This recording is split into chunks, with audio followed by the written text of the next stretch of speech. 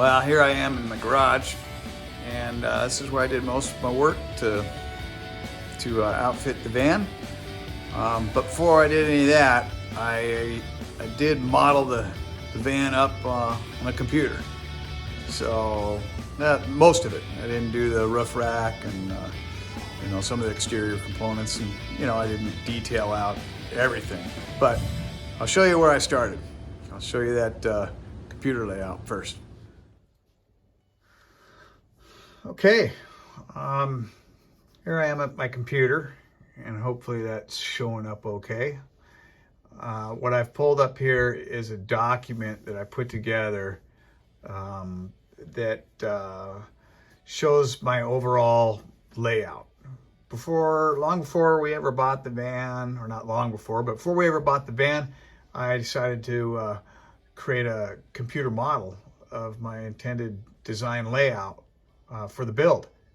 And then I also put that documented that model on PowerPoint. Engineer designed by PowerPoint. So anyway, this is that document, and I thought I'd go show you some of it real quick. It's a design overview.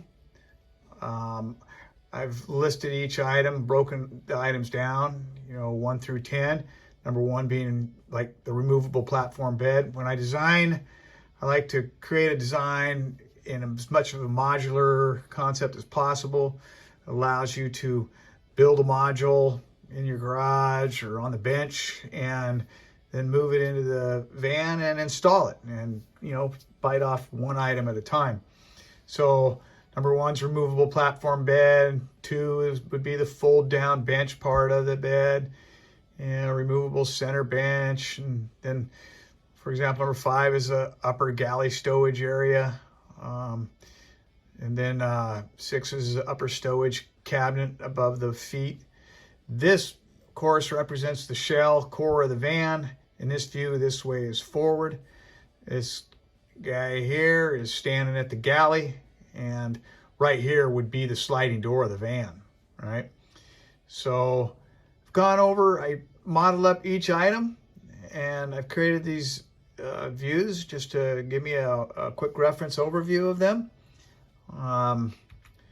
These views, this view on the left depicts the design with the pull-out table under the bunk in the open position. Somebody standing outside of the van at the table, and this person, of course, is at the galley. And then this view here shows the fold-down part of the bunk folded down, and the individual sitting on the bench, and they've got a table swung out in front of it. These are a Lagoon table, which I bought and installed, where you buy the mechanism for them. And this view depicts an individual sliding up or climbing up into the bunk with the pull-out step, which I did design and build. And then this last view, I show the van with the bunk and the bench, center bench, removed, as I wanted to create a design where I could remove those items and have utilized the van for hauling things. And we have done that. We've pulled the bunks out, the bench out, and used it to haul items around. This view shows kind of the modular concept design and each of the primary sub-assembly builds that I like I said, you break it down into bite-sized pieces. So you can see here, this is the left-hand hub, the right-hand hub. The left-hand hub I designed and created as the water stowage.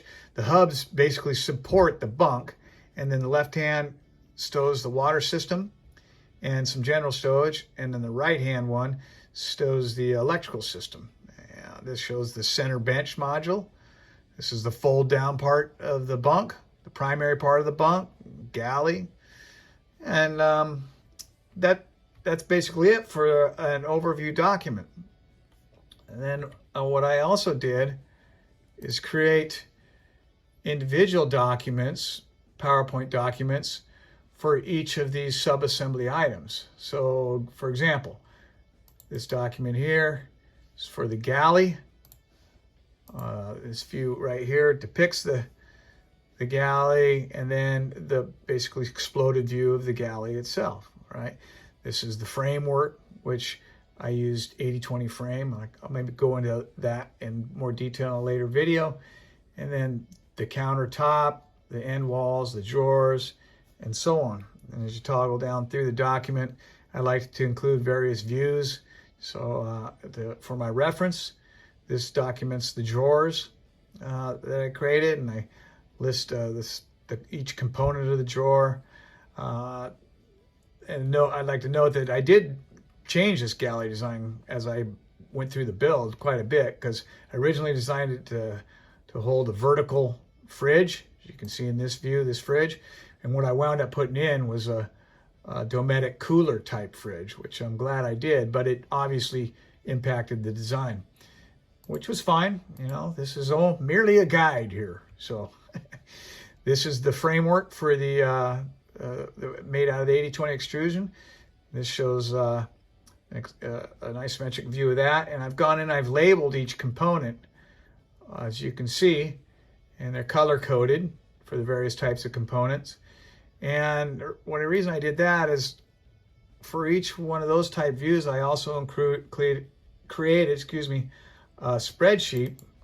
For example, this spreadsheet here, and the items listed on the spreadsheet.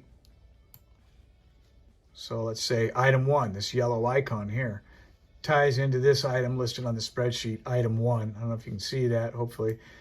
And it lists, it's the 1515 LS black aluminum extrusion.